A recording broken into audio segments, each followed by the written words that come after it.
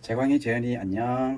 오늘은 창세기 11장 읽을 거야. 자, 우리 창세기 10장까지는 하나님이 창조하심, 그리고 인간의 타락이라는 게 그렇다고 했지. 하나님이 그 멋진 에덴 동산을 만드시고 거기에 정말 모든 것들을 다 인간에게 허락하셨잖아요. 그렇지? 딱 하나 빼고, 딱 하나. 선악과는 먹지 마라 하는 그거 하나 빼고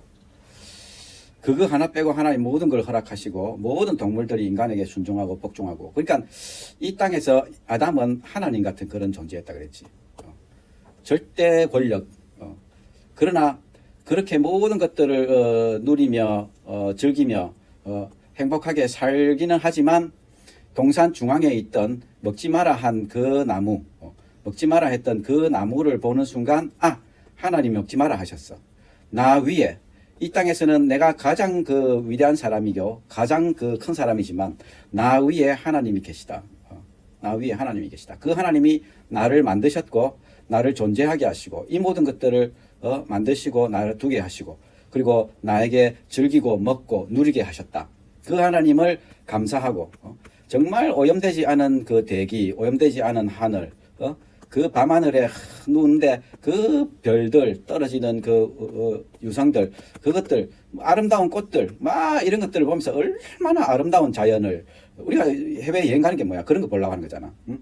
그런 것들을 보면서 하나님 정말 대단하시다. 하나님 놀랍다. 하나님 최고. 이렇게 하나님을 찬양하고 하나님을 기뻐하고 그렇게 또 하나님과 교제하는 그런 관계를 하나님이 만드셨는데, 근데 인간은 그 하나님, 내 위에 있는 하나님 말고 내가 하나님이 될래 하는 게 선악과를 따먹은 거지. 하나님의 명령을 거절하고 거절했던 거지. 그래서 결국은 그것뿐이지만 거기서 시작된 죄의 역사는 정말 참혹하잖아, 그렇지?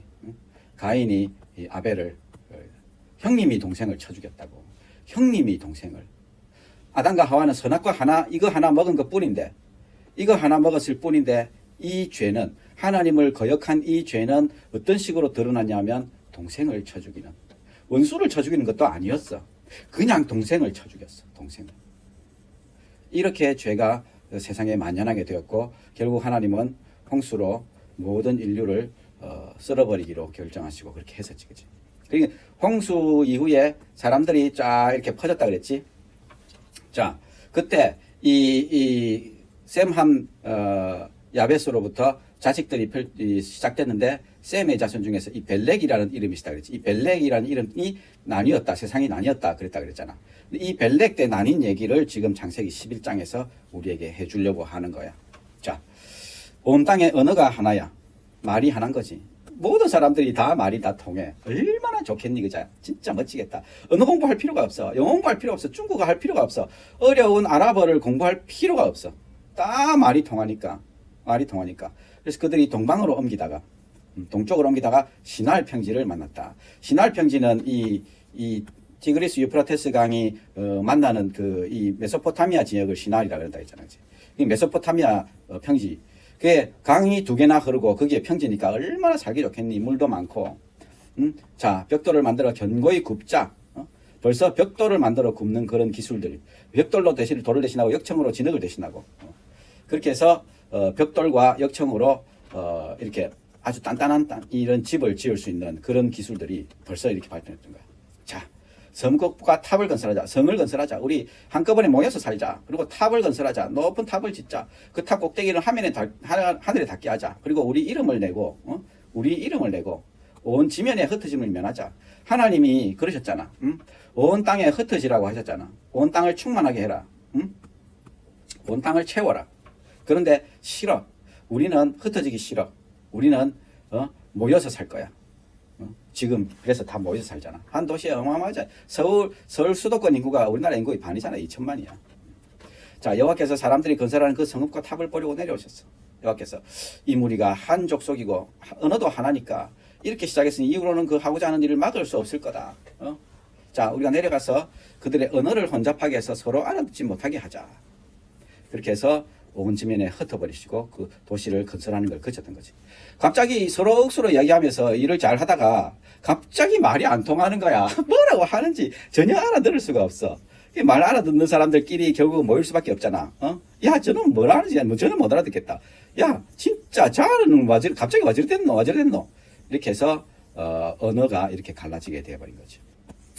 이 언어라는 거는 참 신기한 거야, 그지? 언어는 진짜 신기해. 말이라는 건, 야, 정말 말의 어원에 대해서, 이 성경 외에는 말의 어원을, 설명해 줄 길이 없어. 인간은 만일에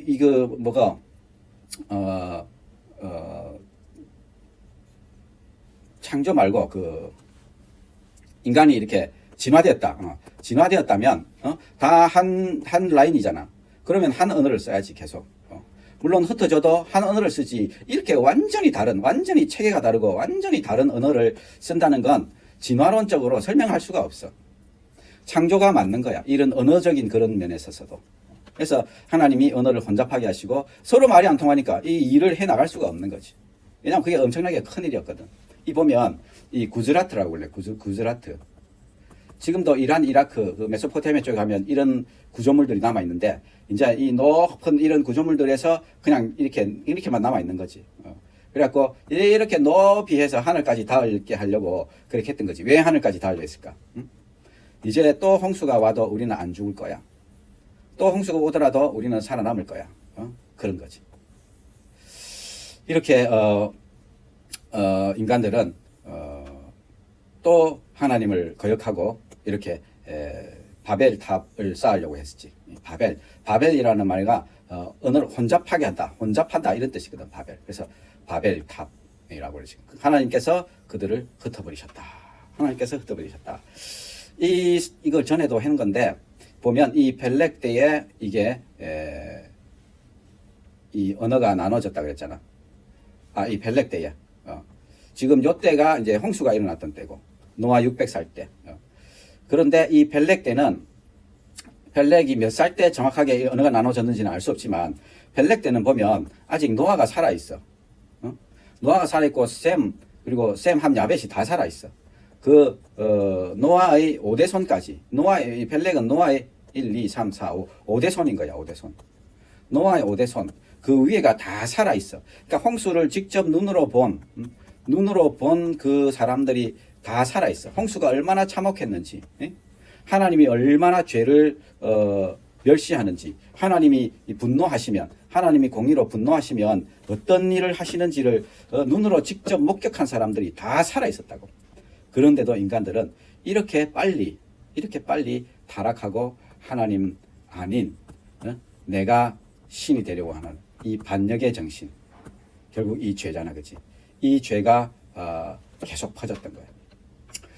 그래서 사실 이 창세기 11장은 정말 중요한 장인데, 왜냐하면 창세기 1장에서 11장 그리고 창세기 12장부터 요한계시록 끝까지 이렇게 성경을 두 부분으로 나눌 수 있어. 성경을 두 부분으로 나누면 신약, 구약 이렇게 나누는 게 아니야. 구약이 끝나고 신약이 시작되는 이렇게 나누는 게 전혀 아니라고. 물론 예수님이 오심을 그 기점으로 해서 구약, 신약으로 나누니까 이렇게 성경을 두 부분으로 나눌 수 있지 물론. 그러나 성경의 전체 흐름에서는 11장 끝까지와 12장부터 계시록까지가 나눠지는 거야. 왜냐하면 1장 하나님의 창조부터 11장까지는 인간의 그 원역사, 프리미티브 히스토리라 그러지. 죄의 역사. 12장부터는 죄 지은 인간이 하나님 이대로 가만히 두면 서로 죽이고 살리고 이러면서 막 그 전쟁과 막 이런 것들이 난무할 거 아니야. 서로 언어도 달라. 더 이제 분리되고 나눠지고 언어가 다른 저것들끼리 더 좋은 땅 차지하려고 더 좋은 거 많이 차지하려고 얼마나 서로 싸우겠니. 그런데 그렇게 인간들은 그렇게 죽이며 이렇게 살 수밖에 없지만 하나님께서 이제 아브라함을 부르시는 일이 12장부터 시작되는 거야. 그러면서 하나님은 구원의 역사를 시작하시는 거예요. 구원의 역사. 이 구원 역사를 하나님이 시작하지 않으셨다면 인간은 지금 이란 전쟁이 일어나고 있잖아. 이란 전쟁, 러시아 우크라이나의 전쟁, 완전히 지금 초토화됐잖아, 그렇지? 이게 생각해봐. 이란 전쟁으로 지금 며칠 한 일주일 정도 됐는데 죽은 사람이 1000명 좀 넘었대. 1000명 좀 넘었대. 그런데 이란이 전쟁 조금 전에 사람들이 이제 데모를 했잖아. 우리는 이슬람 이런 통치 싫어한다. 우리는 민주주의를 달라. 그래서 데모를 했을 때 이란 정부가 하메이니가 7천에서 8천 명 이건 이제 공식적인 숫자가 그런 거야. 그러니까 비공식적으로는 수만 명을 쏴 죽였어. 정확하게 이 조준 사격을 해서 거의 다 머리를 많이 맞았대. 죽은 사람들이. 머리를 맞아서 죽은. 그러니까 인간은 진짜 참혹하고 더럽지, 그지? 내 정권을 유지하기 위해서. 다른 사람들을, 힘 없는 사람들 그렇게 죽인. 그러니까 하나님께서 이 지면에 흩어버리셨는데 하나님께서 이 12장을 시작 안 하셨다면 인간은 그냥 끝난 거야. 인간은 그냥 끝. 모든 인간들이 다 죄인이 되어서 하나님 없이 살려고 하고 서로 죽이며 살리며 그렇게 살려고 하는 그 와중에 그냥 끝나버리는 거지. 그런데 하나님이 12장을 사용하십니다.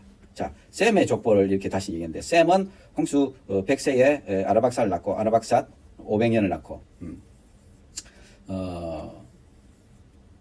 이는 지금 이제 몇 년을 살았는지를 이제 우리 볼 거야. 아르박삿은 35 셀라를 낳고 셀라 자녀 403년 샀고 셀라는 에벨 낳고 403년을 샀고 에벨 낳고 벨렉을 낳고 430년을 살았고 벨렉은 르우를 낳고 209년을 살았고 스룩을 낳고 207년을 살았고 나홀을 낳고 200년을 살았고 나홀은 29세 데라를 낳고 데라를 낳은 후에 119년을 살았고 데라는 70세에 아브라함과 나홀과 하란을 낳았다. 데라는 70세에 아브라함과 나홀과 하란을 낳았다. 드디어 이제 아브라함의 이름이 등장하는 거지. 자, 이 보면 그 홍수 이전에는 거의 900살 넘게 살았지. 거의 900살 넘게 살았어. 근데 홍수 이후가 되자 500, 400, 200, 100 단위로 확 떨어지지, 그치? 다시 이 그림을 보면 홍수 이후에 이만큼 많이 살았던 사람들이 홍수가 끝나자 세대가 거듭되면서 특히 벨렉이 나눠지면서 급격하게 줄어들어. 거의 지금의 인류의 이 나이 수준으로 떨어지는 거예요. 왜 이렇게 됐을까? 왜 이렇게 빨리 죽게 되었을까? 왜 이렇게 수명이 급격하게 갑자기 줄어들었을까? 이거에 대한 설명이 바로 그거야. 홍수 때는 홍수 이전에 이 하나님 둘째 날에 하늘을 만드시고 하늘 위의 물과 하늘 아래의 물로 나누셨다 했지. 하늘 아래의 물은 이렇게 해서 바다가 되었고 하늘 위에 있는 물이 이 하늘에 이제 이렇게 수증기 형태로 이렇게 있었던 거지. 말했지만 바닷물만큼 있었을 거라는 얘기했지, 그지? 왜냐하면 대기권은 엄청나게 크니까. 대기권은 바다보다 훨씬 깊잖아. 여기에 다 이렇게 퍼져 있으면서 이 태양으로부터 오는 유해 광선들을 많이 막아줬지. 태양으로부터 오는 그 특히 엑스레이, 우리 엑스레이 찍을 때마다 엑스레이 안 쏘이려고 얼마나 애를 써. 나는 내 기업할 때 그 시암이라는 특수 엑스레이를 쓰는데 이거는 진짜 엑스레이를 많이 뿜거든. 그래서 이거 안 쏘이려고 우리 나보로 된 옷을 입고 하는데도 많이 쏘였어. 그렇게 해서 내가 지금 사실은 빈혈이 있는데 좀 그런 건 아닐까. 면역이 억제되고 이렇게 피를 만드는 기능이 떨어진 건 아닐까 이런 생각하는데 어쨌든 이 엑스레이나 감마레이나 이런 안 좋은 유해 광선들이 엄청나게 들어오는 거야. 자외선도 엄청나게 들어오고. 그런데 이게 다 막아주는 거지. 뿐만 아니라 다 골고루 이걸 풀어주니까 온도도 이 적도 쪽은 그냥 아열대, 지금처럼 완전히 뜨겁지 않고 극지방도 그렇게 춥지 않아. 이 온도 차가 그렇게 크지 않은 여기저기 다 살만한 그런 곳이었던 거지. 그런데 이 물층이 다 없어져 버리니까 이제 다 이런 해로운 광선들이 다 들어오고 기후가 극적으로 춥고 덥고 우리 이 기후가 인간의 건강에 엄청나게 중요하거든. 환절기 되면 감기 많이 걸리잖아. 면역이 치명적이라고. 그렇게 해서 이렇게 갑자기 수명이 줄어들었다 하는 것이 창조과학의 이 설명이야. 그게 가장 적합한 것 같아. 의사인 내가 보기에도. 자, 그러면서 데라의 족보를 또 보여준대. 데라는 아브람과 나홀과 하란을 낳고 하란은 롯을 낳고 하란은 앞이 데라보다 먼저 고향 갈대아인 우르에서 죽었다. 그러니까 우르라는 이 메소포타미아에서 땅에서 살았다는 걸 알 수 있지, 그지? 아브람과 나홀이 장가갔는데 아브람 아내는 사레고 나홀의 아내 이름은 밀가다. 사레는 임신하지 못해서 자식이 없었다. 데라가 아브람과 손자 롯을 데리고 또 아브람 아내 사레를 데리고 갈대아인의 우르를 떠나 가나안 땅으로 가려고 했는데 하란에서 거기 살았다. 데라는 205살 돼서 하란에서 죽었다. 이 지도가 좀 필요한데 여기가 이제 메소포타미아지. 이렇게 쭉 요렇게는 못 와. 요렇게는 왜냐하면 여긴 다 사막이야. 못 와. 그래서 강을 따라 북쪽으로 갔다가 이렇게 내려와야 돼. 강을 따라 북쪽으로 올라갔을 때 여기에 하란이라는 도시가 있었던 거야. 하란이라는 도시도 여기가 우르인데 우르도 엄청나게 그 발달된 거대한 도시였지. 우르도 그 아브라함 당시에 이 고고학에 의하면 수세식 화장실이 있었대. 하란도 아주 한데 여기 그러니까 데라가 아브라함과 사라와 조카 롯을 데리고 이제 여기 와서 살다가 데라는 이제 죽었던 거지. 그래서 이제 나중에 아브라함이 또 하나님의 부름을 받고 가나안으로 오는 얘기가 12장인 거야. 그래서 하나님이 이 우르에서 아브라함을 불러내시는 이 일이 없었다면, 하나님이 누군가 한 사람을 부르시고 거기부터 구원의 역사를 시작하지 않으셨다면 인류는 정말 최악이다. 최악이다. 그래서 오늘 창세기 11장까지 했는데 그래. 정황이 재현아, 예수를 잘 믿자.